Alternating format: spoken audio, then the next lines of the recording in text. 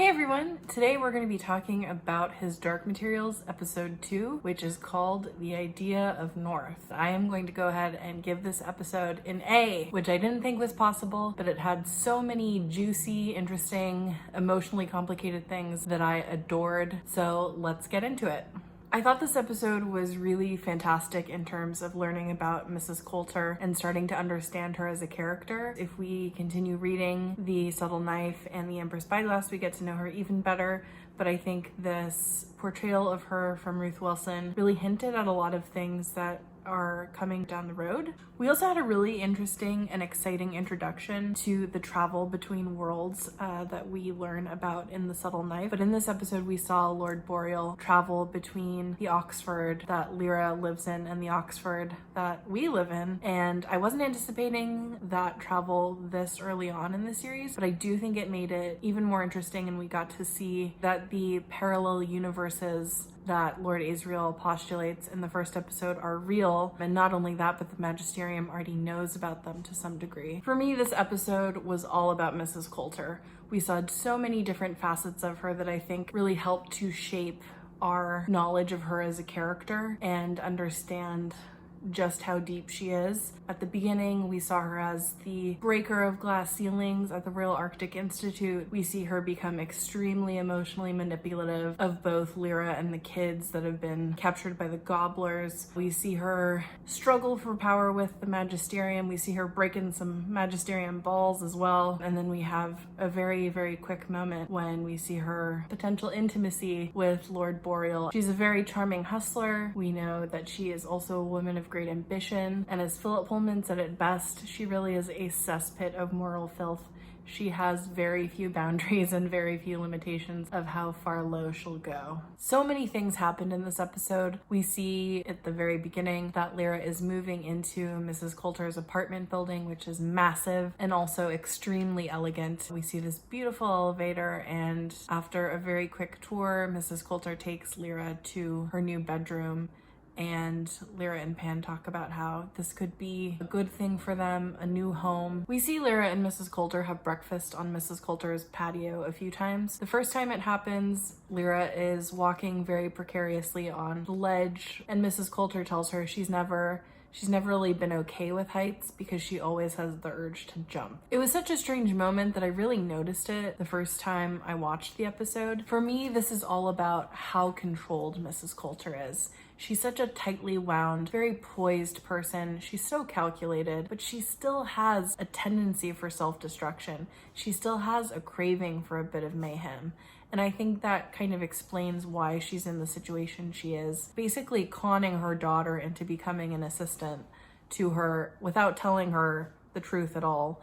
And also kind of explains her attraction to Lord Asriel and everything he's doing. They're, as we'll see later, they're not terribly different people. They're just coming at the same issue from two very different sides. They both can be pretty reckless, and I think this was an interesting peek into that character trait. Mrs. Coulter takes Lyra to the Royal Arctic Institute, which is a scene I've been looking forward to for such a long time. It's such a special place for Lyra, and it really is everything her heart desires. We can see in the first episode that she has all of these scientific journal articles and sketches of Arctic animals and Arctic explorers on her bedroom wall, and this was really her fantasy come to life. And as an almost lifelong fan of the book, it was also one of my great delights. It was really a special moment. I think the set designers were incredibly faithful to the books, and if you're ever watching the set designers, I thank you because I noticed it. It was fantastic. Mrs. Coulter has a conversation with Lyra about how Mrs. Coulter is probably one of the few female members of the Royal Arctic Institute, and she can teach Lyra how to dominate. She can teach her how to harness her power. Very tiny side note, I absolutely loved when the waiter brought them sweetbreads. We see that the Egyptians are planning a raid on the gobblers, and they're actively collecting intelligence. Then we see this really interesting bathtub scene when Lyra is taking a bath and Mrs. Coulter is sitting behind her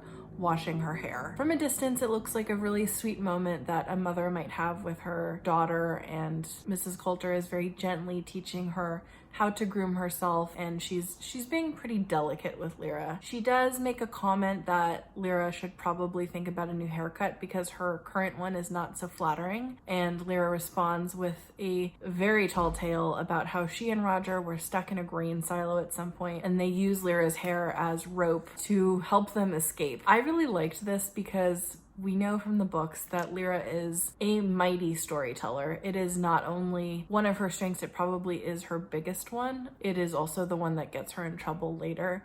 But it's one of the things that I think is most important about her as a character. And this is really the only time so far that we've seen Lyra really turn on her ability to come up with stories and lies very quickly. Mrs. Coulter was having absolutely none of it and reacted pretty harshly, saying, you know, you're lying to me and that's not cool. I am trying to mold you into someone powerful and important and extraordinary. I think you can be extraordinary, but you have to cut the shit. Pan expresses his concern to Lyra immediately after that Mrs. Coulter is telling them that they need to change and he's concerned about it. And then we see Lyra in an uncharacteristically self-aware moment say that it's okay for them to have nice things. Mrs. Coulter is nice.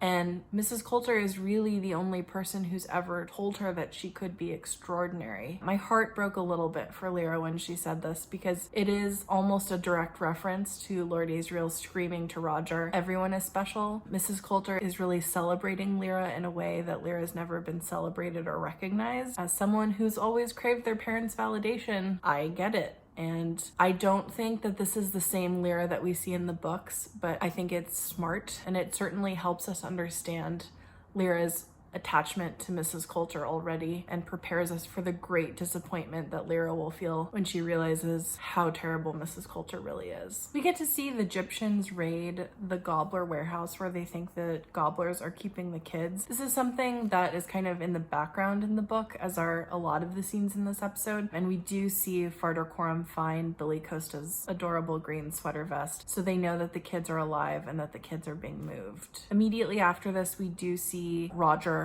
comforting Billy Costa. As happens in the books, Mrs. Coulter is really trying to keep Lyra busy and her mind occupied. There's a great scene when we see Lyra being fitted for a new party dress. I definitely noticed that the first shot of this almost looks like Lyra is in a gilded cage, which I'm sure isn't a mistake. But I like the scene because when Lyra is trying on the dress, she says, "There ain't much give in it. I like running around, you know?" And it was kind of the first time we'd heard Lyra speak the way that Lyra speaks in the book. She's not a very eloquent girl, and she's a little bit rough and tumble. Mrs. Coulter is definitely trying to mold her into a mini-me. It's certainly no coincidence that she tells Lyra that blue is her color, and blue is the color we are constantly seeing Mrs. Coulter wear. We see Lord Boreal arrive back in Oxford, and we see him go to Jordan College where he confronts the master of Jordan about Stanislaus Grumman's head. The two have a really interesting standoff. I loved the use of demons here because we can see what Philip Pullman writes about, that a lot of arguments are solved by demons overpowering each other, and the Master's Raven really stuck it to Lord Boreal's snake. Also, incredible cinematography. Boreal goes down to the crypts to look for the skull, and with the help of his snake demon, he does find the skull that has been processed, most recently, which he knows must be the skull that Asriel presented as Grumman's head. I love the scene, not only because it's another trip to the crypt, but we finally see that his skull has at least one big hole in it. So, as I said in my last episode, I love the idea of tree panning. Lyra is presumably learning about electrons. She pretty casually mentions dust to Mrs. Coulter, and there's a great moment when we see Pan watching the golden monkey below the table where Mrs. Coulter and Lyra are sitting, and the golden monkey freaks out and gets super tense. The Egyptians visit Ma Costa's longboat. The Egyptians present her with Billy's sweater vest that they found in the warehouse. There's a very small moment between John Fa and Ma Costa that kind of made my ears prick up. It kind of implied that they have some backstory to them that they do not, to my knowledge, in the book. So that was interesting. Kind of made me wonder where they're going to go with that, but it would explain some of the weird tension between the two of them in the first episode. Immediately after John Fa says, we're gonna find the gobblers, we have a great transition to the Magisterium headquarters where we see Father MacPhail presumably praying by himself, and he is interrupted by a pretty creepy dude who we come to learn is a cardinal. The cardinal has an insect demon, which for some reason is so off-putting. I'm sure that's the point of them, but he basically tells Father MacPhail that the General Oblation Board is drawing too much attention to the Magisterium and they need to put a kibosh on that. Lyra and Pan have been hearing a sound in Mrs. Coulter's apartment for a while, and Pan finally convinces Lyra that she needs to go figure out what it is. She eventually traces the sound to Mrs. Coulter's study, which is usually locked, and when they open the door, they see the golden monkey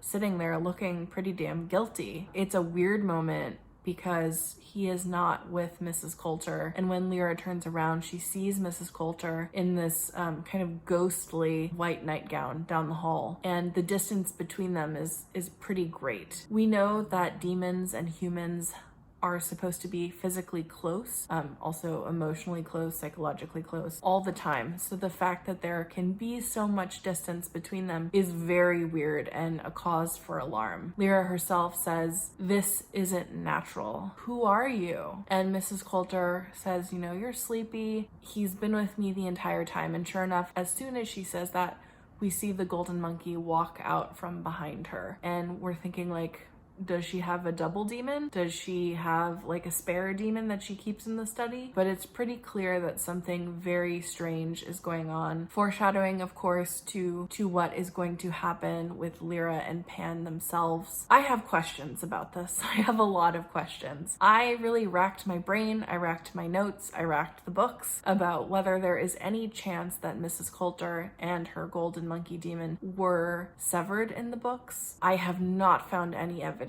that they were. This makes me wonder if later on the producers are going to somehow reveal to us that Mrs. Coulter is either a witch or has spent a lot of time with the witches, and I don't know what this is about, and I'm very interested to see why this choice was made. After Mrs. Coulter smooths over this very strange incident with Lyra and sends Lyra back to bed, we see her hit her golden monkey demon, and we realize just how cruel she really is. Demons are a part of us, we are a part of them, we're theoretically inextricably bound. So when you're hitting your demon, you're really also hitting yourself. Boreal knows that the skull that Lord Israel brought to Jordan is a fake, and this kind of implies that Stanislaus Grimman might still be alive. He heads to the world's most beautiful and creepy rundown greenhouse in Oxford, and he walks through a door into another world. I thought this was brilliantly done. Not only were the special effects just beautiful and very subtle, we know that he's crossing into a different world because the Oxford that he walks into is very much the world that we live in. We hear and see police sirens, we see a cop car. My favorite detail of all, we see him walk to a car with parking tickets on it, which kind of implies it's been a while since he's been to his car. And we see him get in, and he's using a cell phone. He is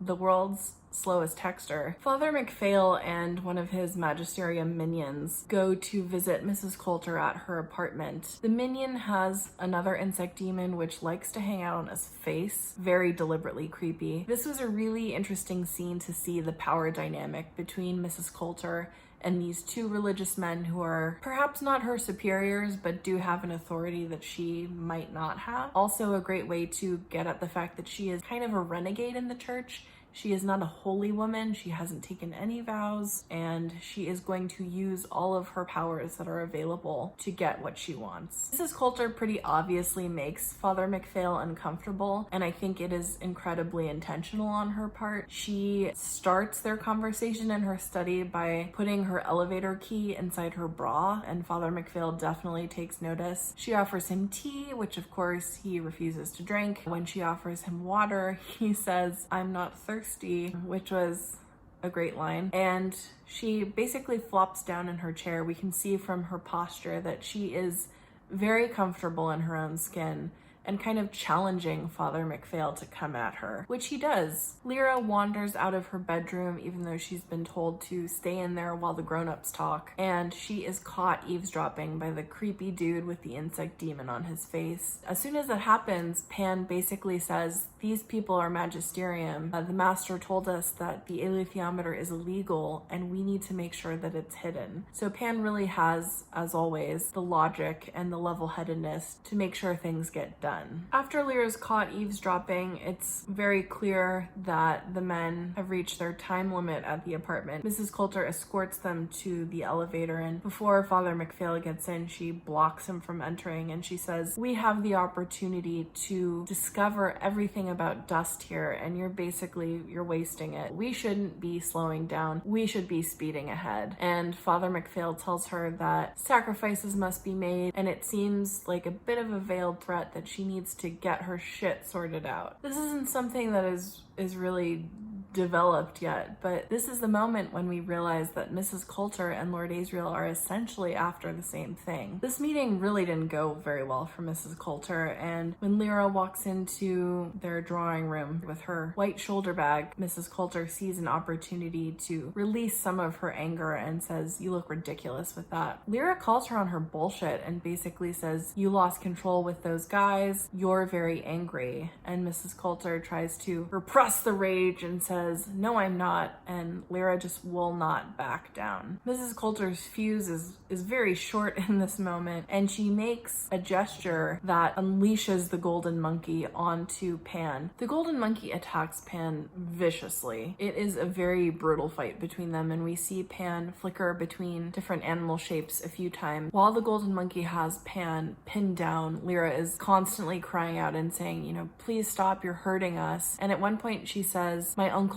would never let you do this." Mrs. Coulter is incensed by that comment, and she says, "What has that man ever done for you?" And Lyra says, "He's done everything." And Mrs. Coulter says, "He's done nothing. He's a failure of a man. He's a failure of a father." And time kind of stops in that moment. We see the golden monkey release Pan, and even the golden monkey looks absolutely shocked that she said that. And we can see those words really sink in on Lyra's face when she realizes what Mrs. Coulter has just said and what those implications are. And it is another heartbreaking scene to watch. We can see that Mrs. Coulter is kind of marinating in what she said and how much she's just hurt her. It kind of seems like it might have just slipped out in the heat of the moment, but I thought about this a lot, and I don't know that it was unintended. We can see Mrs. Coulter is a really hurtful, really manipulative person, and to me this is kind of the ultimate emotional cruelty towards someone. The story that Lyra has been fed since she could remember is total bullshit, essentially. The man that she has grown up admiring is not only a liar, but is pretty uninterested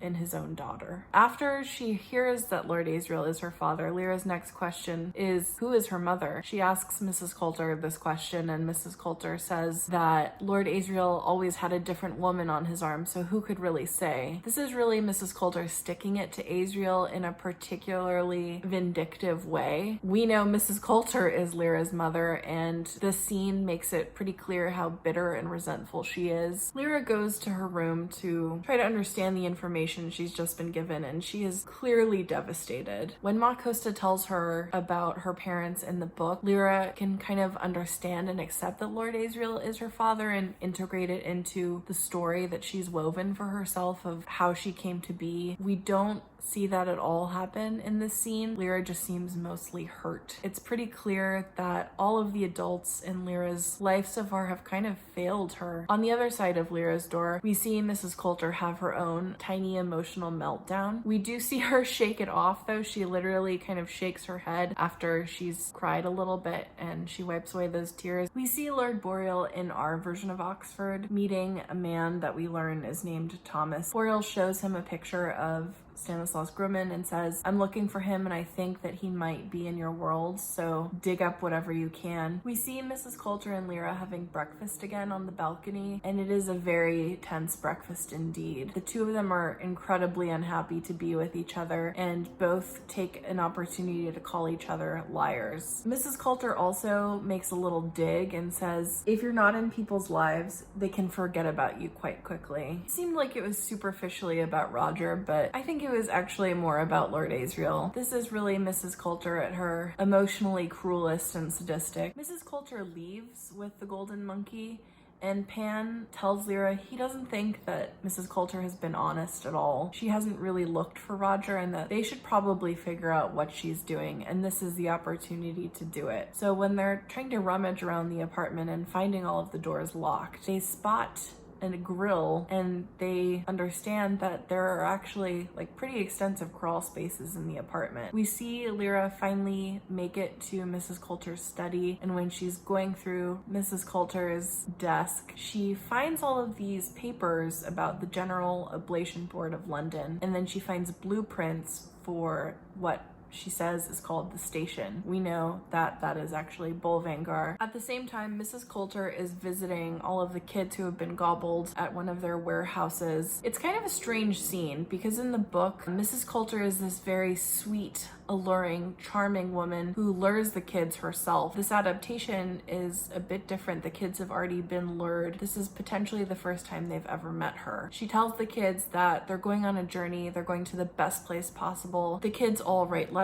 We see Billy Costa dictating a letter to his ma. Roger writes his own letter. After the kids write the letters, we do see Mrs. Coulter walk out.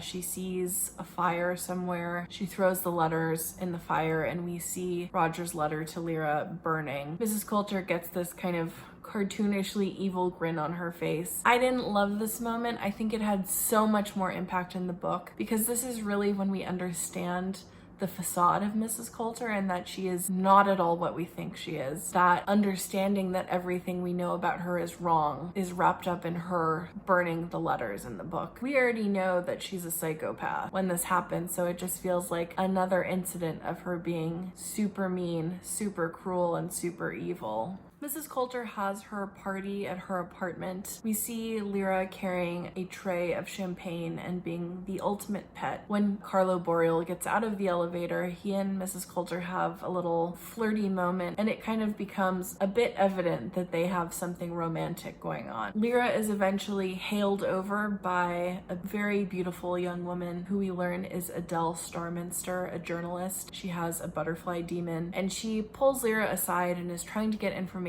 out of her and inadvertently tells Lyra that not only is the General Oblation Board the official term for the gobblers, but that Mrs. Coulter is the head of the General Oblation Board and is therefore the institution of the gobblers. We can see the panic on Lyra's face when she realizes just exactly who Mrs. Coulter is and how crazy of a situation she is. It's clear immediately that she needs to get the fuck out of there, and she books it. She finds a way to leave after grabbing the alethiometer from its hiding place, and she scales down some buildings to get to the street, and she just takes off. Lord Boreal decides to deal with Adele Starminster himself, and we see him guide her into a fancy looking car. In one of the creepier scenes, he deals with her by crushing her butterfly demon, and we see Adele die instantly. Lyra is running through the London evening, trying to not only escape Mrs. Coulter, but find a place to rest for the evening. Pan tells her, "You need to slow your roll and find a place to sleep." I loved this scene in the book because I thought it really captured how scrappy Lyra is. She is super resourceful. She is not someone who shies away from adventure. She's pretty comfortable doing whatever needs to be done. I loved the scene in the book when she finds herself outside of, I think it was either a theater or an opera. There is a man standing outside at the coffee stall who offers her some liquor to make her feel a bit warmer, and she realizes this is a potentially dangerous situation,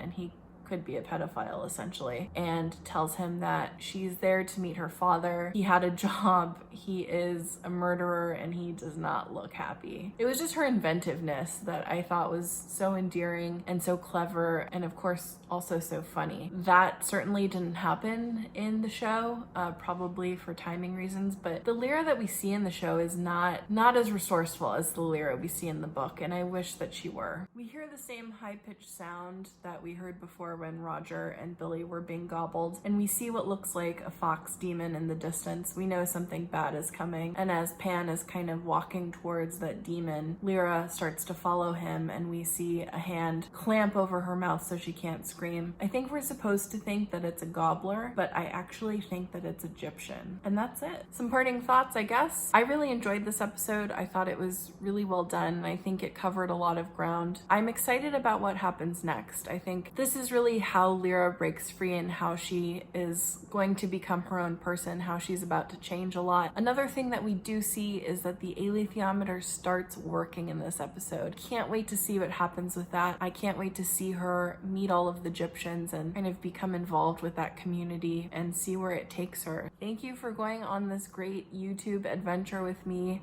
It's great to have you.